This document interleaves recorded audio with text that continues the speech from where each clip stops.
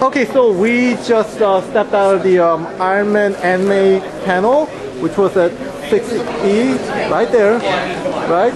Okay, so Rams, what do you think of the first episode? It was very, very clean. The cleanest animation I've seen in a long time.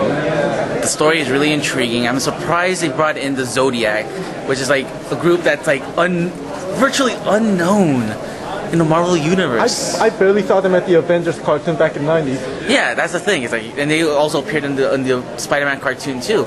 So it's like that tells you so much that it's like, oh my god, they're actually caring about continuity and caring about like about stuff that's like, wow, like only real hardcore nerds would get. And also, it's like it appeals to both my senses. It appeals to my anime sense, where it's like I like nice looking animation and I like looking at like a good story. And it also appeals to my comic book senses, where it's like they throw all these weird references and they make them work, as opposed to just like horseshoeing it in and not really like caring about it like later on. So, but I want to see how the rest of the series is gonna end up looking. But for the most part, I'm sold by what I've seen so far. All right, Deb. What I think about it? Mm-hmm. It was very natural. The flow, how it. Like, it's not really choppy or anything, or they just, make it, how do I say it? Exaggerating, but it was... Well, technically Madhouse is not really good at exaggerating. They tend to keep things real. Like, just look at Death Note. Well, they do keep it real, which how they roll, and that's how... Yeah. I mean, I like it, how they do it, so... But really, I really love the animation. The designs is beautiful. I really love it, so I'm definitely gonna keep an eye on this series. Alright. Okay, oops. Okay, so basically, for me, I was satisfied. I mean, I've talked about this so many times. I want to see the Iron Man anime, and first time I'm seeing it, and you know what, you can clearly tell I'm just blown away by it. I'm just satisfied with it. Everyone, Ramses and Deb already mentioned about everything, and I agree with them. They nailed Tony Stark, his mannerism. It's not Robert Downey Jr. There's no way that any Japanese guy, there's no way that any or all Japanese guy can nail down the Robert Downey Jr.-ism, RDJ-ism, For sure. Yeah. He has this natural charm to him, though, so give him credit. Yeah, that's the thing. It's just like he just overrode Tony Stark's personality forever. So really can't help that, but for the most part, he was good. They nailed Tony Stark. One thing I'm kind of iffy, this is like 50-50 about, is they incorporated Mark III armor from the movie. And I'm just like, they could have easily made a new design of armor. Not to mention they said that it's their own continuity. So why are they using the movie continuity Mark III armor? That's the one thing I'm kind of like about, How about you, Deb? Now that we're on the subject of Mark III armor? Not just Mark III armor, but anything we object to it, because we can suck cock all we want, but we need to make sure like we cover both sides as well. Well, about being iffy about something. Yeah. Nothing's like coming in mind, and well, I haven't never gone in depth on Marvel, unfortunately. I do want to, but well, can I take another iffy part? The Zodiac.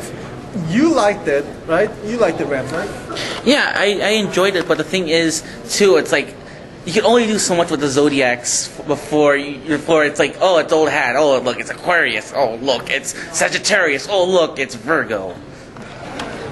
So I just cannot see how the Zodiac's gonna work. I mean, it's the first episode, but unless they have some kind of really huge twist to it, I'm not buying. Like Obadiah State is actually like funding them or something like that to take them on. Whatever it is, and until there's some kind of twist behind Zodiac, I'm not buying into it. Really, I think if they're going by like movie continuity, then or going against like opposites.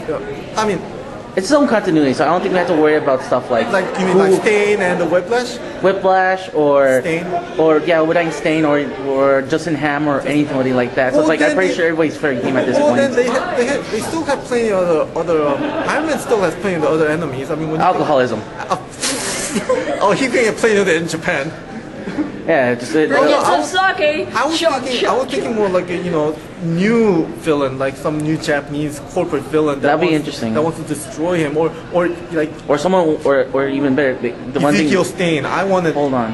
Well, yeah, keep on going. Ezekiel Stain, because I got something. Yeah, back from because the first trailer I've seen, they had this white-haired guy launching missiles. Turned out to be the Black Iron Man, fighting the Tony Stark. Yeah. I thought that was Ezekiel Stain, because the Black Iron Man was kind of reminiscent of the Invincible Iron Man. Hold on, let me make it easier for you.